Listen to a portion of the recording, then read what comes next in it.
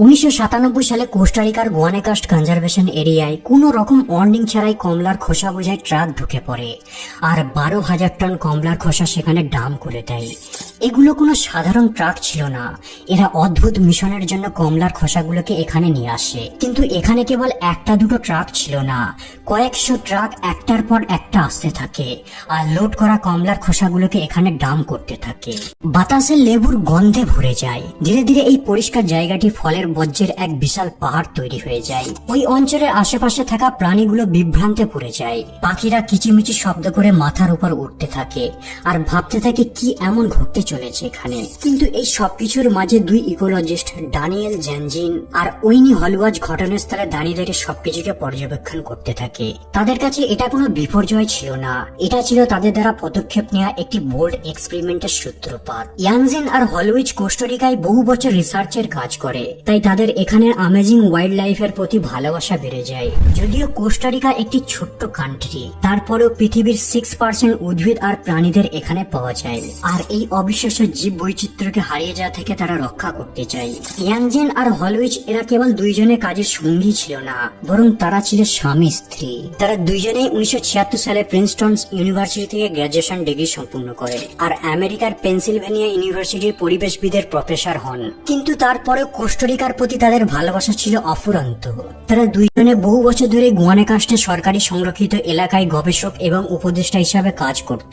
আর এখানে কাজ করার সময় তারা বহুদিন ধরেই একটা বড় সমস্যাকে লক্ষ্য করে। একটা সময় এই জায়গাটা সবুজ অরণ্য দ্বারা ঢাকা ছিল, কিন্তু ধীরে ধীরে এই জায়গাটি গবাদি পশুর চারণভূমিতে পরিণত হয়ে যাচ্ছে আর এই চারণভূমিগুলো শুকিয়ে জীবন শূন্য হয়ে পড়েছে। ইয়ানসেন আর হলউইচ সেখানে দাঁড়িয়ে দাঁড়িয়ে আলোচনা করতে থাকে, এই মৃতপ্রায় চারণভূমিটিকে কি আবারও আগের মতো সবুজ জঙ্গলে ফিরিয়ে আনা সম্ভব? তারা সেখানে দাঁড়িয়ে দাঁড়িয়ে প্রতিজ্ঞা করতে থাকে যেমন করেই হোক এই ক্ষতিগ্রস্ত এলাকাটাকে আবারও আগের অবস্থায় ফিরিয়ে আনবে।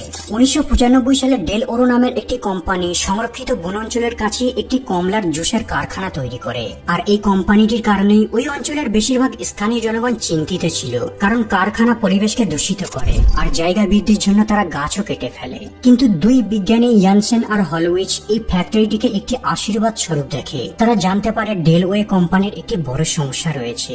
যখন তারা অরেঞ্জ জুস বানায় তাদের কেবল ভিতরের অংশকেই প্রয়োজন পড়ে, খোসা আর অবশিষ্ট অংশকে ফেলে দিতে হয়। যেহেতু তাদের কোম্পানিটা অনেক বড় ছিল, তাই প্রতিদিনই তাদের প্রচুর পরিমাণে বর্জ্য তৈরি হতো আর এই বর্জ্যগুলো থেকে মুক্তি পেতে কোম্পানির অনেক অর্থের ব্যয় হতো। তাদের হাতে গোনাগুনতি কিছু বিকল্প ছিল, যেমন বর্জ্যগুলিকে ডাম্পিং এরিয়ায় পাঠালে প্রচুর টাকার খরচ, এগুলিকে জ্বালিয়ে দিলে বায়ু দূষণ হতো আর পচে গেলে দুর্গন্ধ বেরোতো। তাই দুই বিজ্ঞানী ডেল ওরো কোম্পানিকে একটা দারুণ প্রস্তাব দেয়, যদি কোম্পানি সরকারকে সংরক্ষিত প্রজেক্টের জন্য কিছু জায়গা দান করে তাহলে এর পরিবর্তে তারা কোম্পানিকে গুয়ানাকাস্টের সংরক্ষিত এলাকার কিছু অংশ দেবে, যেখানে কোম্পানি তাদের কমলার বর্জ্যকে ফ্রিতে ডাম্প করতে পারবে।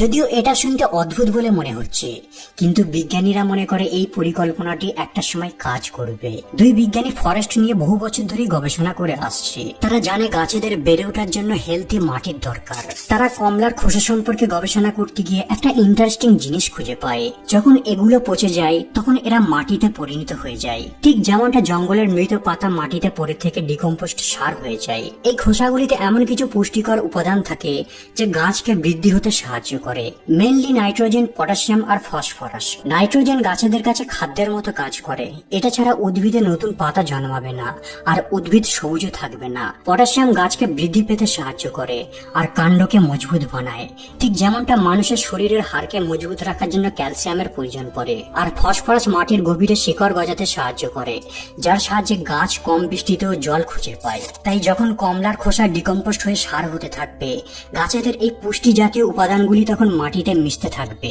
আর বৃষ্টির জল এই পুষ্টিগুলিকে আরো গভীরে নিয়ে যাবে। কিন্তু তারা এটা জানে যে যদি কিছু একটা পদক্ষেপ না নেওয়া হয় তাহলে একটা সময় এই জায়গাটা ধূসর মরুভূমিতে রূপান্তরিত হয়ে যেতে পারে। তারা কোম্পানিকে কিছু রুল বলে দেয়, যেমন কেবলমাত্র কমলার খোসাকেই তারা ডাম্প করতে পারবে আর এগুলিতে যেন কোনো প্রকার কেমিক্যাল লাগানো না থাকে।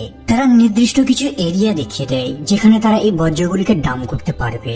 ডেল ওরো কোম্পানি তাদের এই শর্তকে খুশি মনে মঞ্জুর করে আর এরপর শুরু হয় ট্রাকে বোঝাই করা কমলার খোসার ডাম্পের মিশন। কেবল একটা দুটো নয়, প্রতি সপ্তাহে মাসে হাজার হাজার ট্রাক কমলার খোসা ডাম্প করা শুরু করে আর এভাবে তারা প্রায় এক বছরের মধ্যে 2.5 লক্ষ টন বর্জ্যকে ডাম্প করে দেয়। চতুর্দিকে কেবল অরেঞ্জের খোসা ছড়িয়ে ছড়িয়ে পড়ে আছে, কিন্তু ধীরে ধীরে বাজে দুর্গন্ধ আসতে শুরু করে।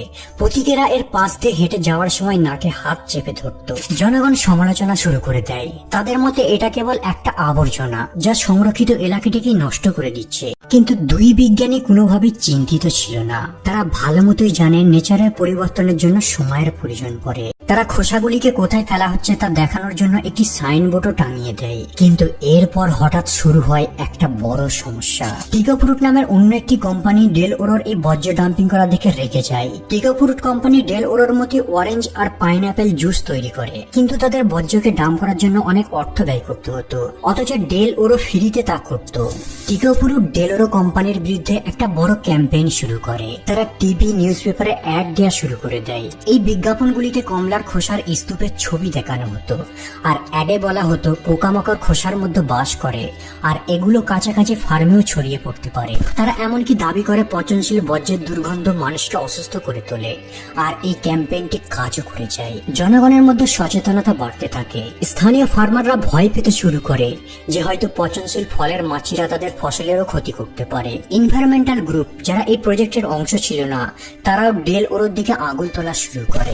এমনকি টিকো ফ্রুট একটি মিডিয়া যুদ্ধ শুরু করে দেয়। তাদের দাবি একটাই, ডেল ওরো বর্জ্য ডাম্পিং এর মাধ্যমে জাতীয় উদ্যানকে ধ্বংস করে ফেলছে। টিকো ফ্রুট বেশ কিছু পদক্ষেপ নিয়ে পুরো দেশকে লেলিয়ে দেয়, আর জনরোষের কারণে মামলাটি সুপ্রিম কোর্ট পর্যন্ত পৌঁছে যায়। আর সুপ্রিম কোর্ট বাধ্য হয়ে ডেল ওরোর বিরুদ্ধে রায় দেয়, আর ফলাফল শেষ পর্যন্ত ডেল ওরোর বর্জ্য ডাম্পিং করার উপর নিষেধাজ্ঞা জারি করা হয়। কিন্তু ইতিমধ্যে ডেল ওরো প্রায় 3 হেক্টর জমিতে কমলার খোসা ফেলে পাহাড় বানিয়ে ফেলে, যা প্রায় 3টে ফুটবল মাঠের সমান বিশাল এরিয়া হবে। সময়ের সাথে সাথে এই প্রকল্পটির কথা যেন সবাই ভুলে যেতে শুরু করে।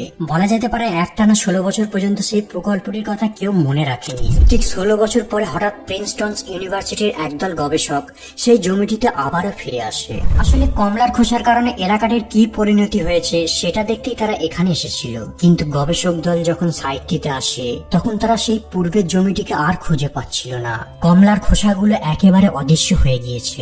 বলা চলে তারা কমলার খোলা খুঁজতে খুঁজতে এক প্রকার জঙ্গলের মধ্যে হারিয়ে গিয়েছিল। কিন্তু তারা হঠাৎ করে একটা সাইনবোর্ড দেখতে পায়, আর এই সাইনবোর্ডটা দেখে তারা বুঝতে পেরে যায় যে তারা সঠিক জায়গায় পৌঁছেছে। কিন্তু তারা নিজেদের যেন বিশ্বাসই করতে পারছিল না। একটি অনুর্বর নিম্নমানের জমি যা প্রায় লাইফলেস হতে চলেছিল তা আর আগের মতো নেই। এটা সম্পূর্ণভাবে পরিবর্তন হয়ে গেছে।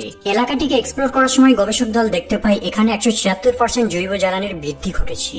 তারা একটি ডুমুর গাছও দেখতে পায়, যেই গাছটিকে 3 জন মিলে ধরলেও এটাকে ঘিরে ধরা সম্ভব নয়। এমনকি সেখানে একটি কুকুরের সাইজের ওইসেলও দেখতে পায়। যদিও গবেষক দল সব থেকে বেশি আশ্চর্য হয়েছিল রেইন ফরেস্টের উচ্চতা দেখে। সেখানে তারা দেখতে পায় 24টা গাছের বিভিন্ন প্রজাতি, অথচ সেই জায়গাটির পাশে ছিল আরো একটি রেইন ফরেস্ট, আর এখানে ছিল মাত্র 7টা গাছের প্রজাতি। এর অর্থ হলো পূর্বের অনুর্বর জমিতে একটি সুস্থ রেইন ফরেস্টের আবারও নতুন করে জন্ম হয়েছে। অনেকের কাছে এই অনুর্বর জমিতে এমন চমৎকার পরিবর্তন ম্যাজিক বলে মনে হতে পারে, কিন্তু মূলত এটাই ছিল জ্যানজিন আর হলোউইচের পরিকল্পনা। তবে এলাকাটির এমন অবিশ্বাস্য পরিবর্তন হওয়ার জন্য কোস্টারিকার আবহাওয়া এবং জলবায়ু অনেক অংশে দায়ী। মূলত কোস্টারিকা নিরক্ষরেখার কাছাকাছি অবস্থিত। এর অর্থ হলো জায়গাটি সারা বছর উষ্ণ এবং আর্দ্র থাকে, যা একটি নাতিশীতোষ্ণ উষ্ণ জলবায়ু প্রদান করে, যার ফলে তাদের এই এক্সপেরিমেন্টটি সাকসেস হয়।